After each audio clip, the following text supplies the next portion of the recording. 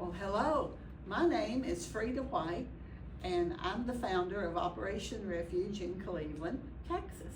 We have a thrift shop and a food pantry, and it's there for anyone that needs help. In addition, my husband and I are the founding pastors of Liberty Church in Cleveland. I want to share with you a book called The Legend of the Candy Cane. Do you like candy canes? Sometimes I put candy canes in the stockings of my grandchildren. Not every year, but sometimes. So let's see how it started. One dreary evening in the depths of November, a stranger rode into town.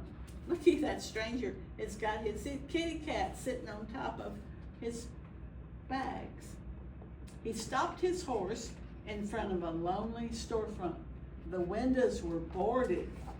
That means he hadn't had much business. And the door was locked fast, but the man looked at it, smiled, and said, "It will do."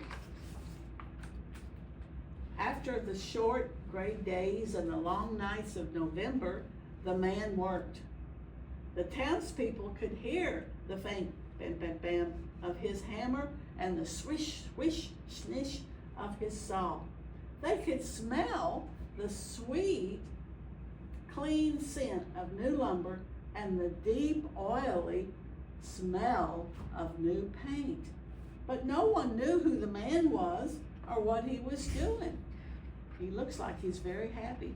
There's his kitty cat up there on the shelf watching it all well done, as is the mice over here and townspeople looking through the cracks of the building. Well, let's see what he was doing. They're all talking. They're all looking. Ooh, they're looking in, aren't they? The mayor hoped the man was a doctor to heal his illness. The young wives, he hoped he was a tailor to make beautiful dresses. The farmers hoped he was a trader to exchange their grain for goods. But the children had the strongest, deepest wish of all. A deep, quiet, secret wish that none of them said out loud. No one spoke to the man. Well, that wasn't very nice. We should always tell someone good morning, good afternoon. No one asked if he even needed help. They just waited and waited and wondered and waited some more. See, the children are all over here. They would like to have something sweet to eat.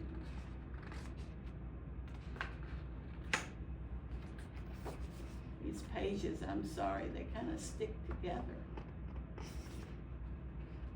Well, I'll get it apart.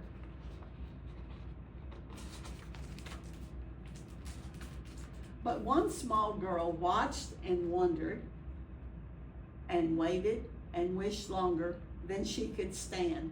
And one snowy day, she knocked at the stranger's door. "Hello," she said. "My name is Lucy. Do you need some help?" Well, the man smiled warmly, and he opened the door, and Lucy stepped inside.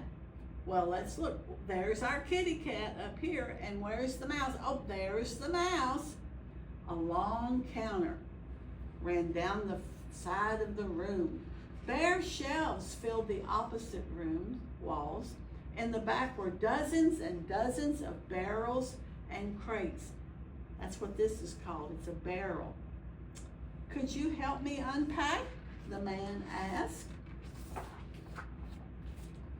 Lucy's heart sank at the sight of all the boxes.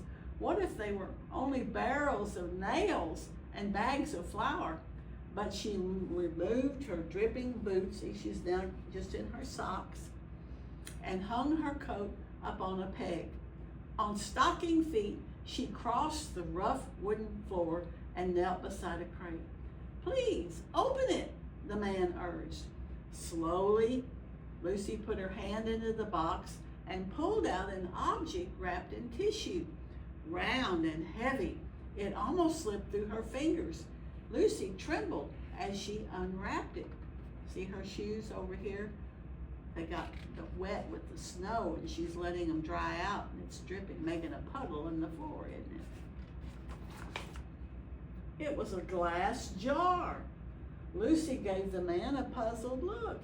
Go on, his nod said. So she unpacked another glass jar. There was a lot of them.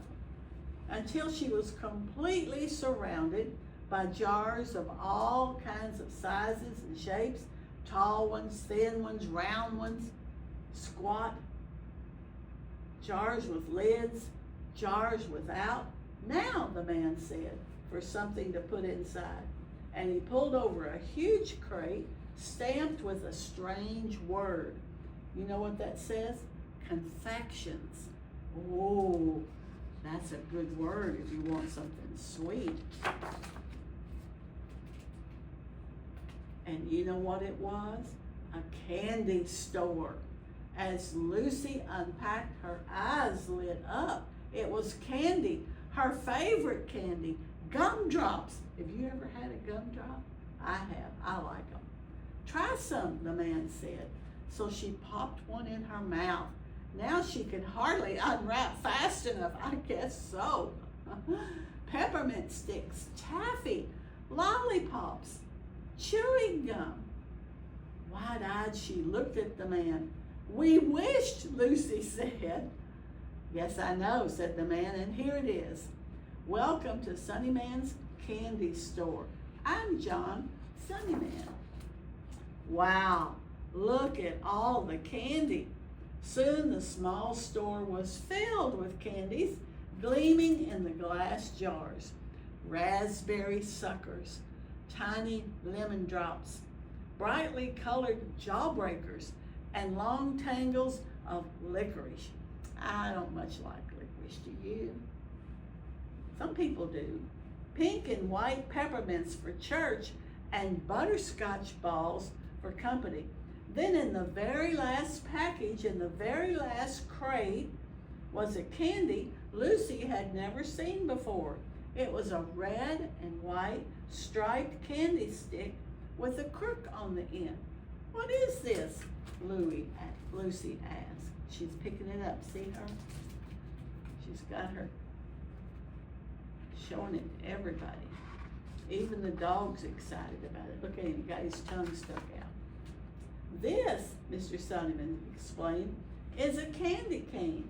It's a very special candy, Christmas candy. Why? Lucy asked. Tell me, Mr. Sonnyman said, what letter does it look like? Lucy took the candy and turned it in her hand. J, she said. Yes, Mr. Sonnyman said, J for Jesus, who was born on Christmas Day. See the J? Who is that was born on Christmas Day? That's Joseph and Mary and baby Jesus. Yes, turn it over, and what does it remind you of? Lucy turned the candy in her hand, and she peered down intently. I know, she said finally. It's like a shepherd's staff. Who were the first to find out about Jesus' birth? Mr. Sonnyman asked. Well, it was shepherds in the field, Lucy answered, watching over their flocks by night.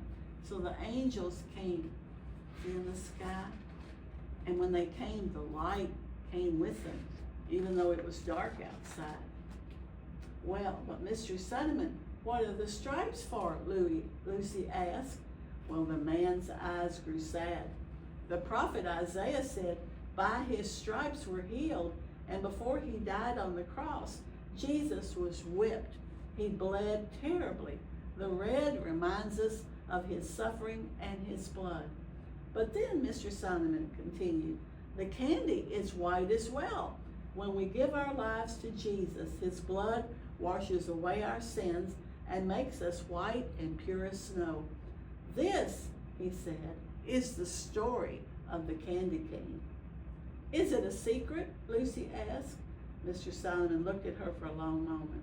It's a story that needs to be told, he said. Will you help me to share it? See, he's talking to her, and what do you see he's got in his hand? It's another book. It's called the Holy Bible. See right there? It was now the the depths of December. The town was whipped around by a blizzard winds. For days the sun hid itself. But every morning, Mr. Simon and Lucy ventured out. They wore heavy woolen coats and bright knit scarves, and there in their stiff mittened fingers they each held a bag. They went to every house in town. They traveled to every family in the country. They knocked on every door. In every home, they told the story, and they left a small gift, and they gave an invitation. You know what the gift was? They each had a bag of candy canes. On the afternoon of Christmas Eve, the sun finally broke through the clouds. The mayor came, feeling better than he had felt in days. The young wives came, dressed in beautiful smiles.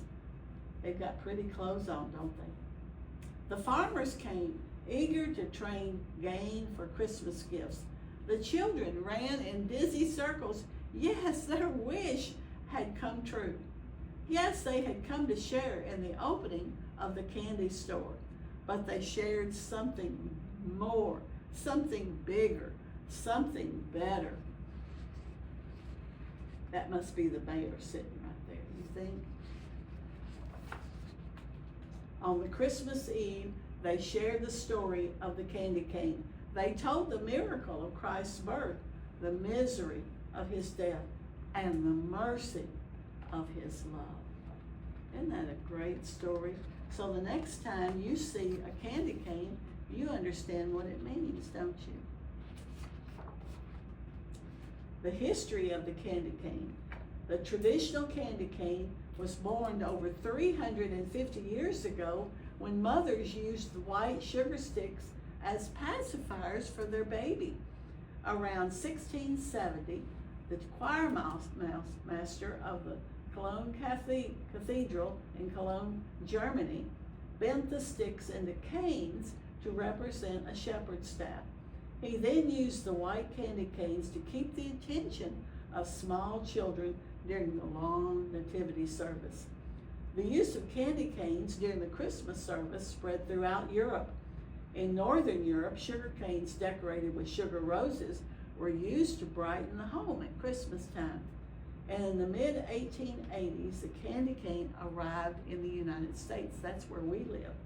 When a German-Swedish immigrant in Wooster, Oklahoma, decorated his spruce tree with paper ornaments and white sugar canes.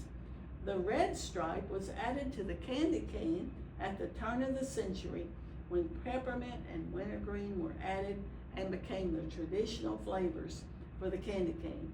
Some sources say that a candy maker in Indiana developed the candy cane as a witness of Christ's love.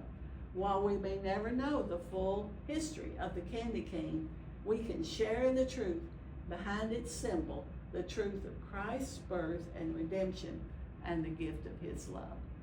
Maybe you want to get a candy cane and give it to your friend and say, I want to be your friend, and smile at them and show them the love of God. God bless you. Have a wonderful Christmas. Bye-bye.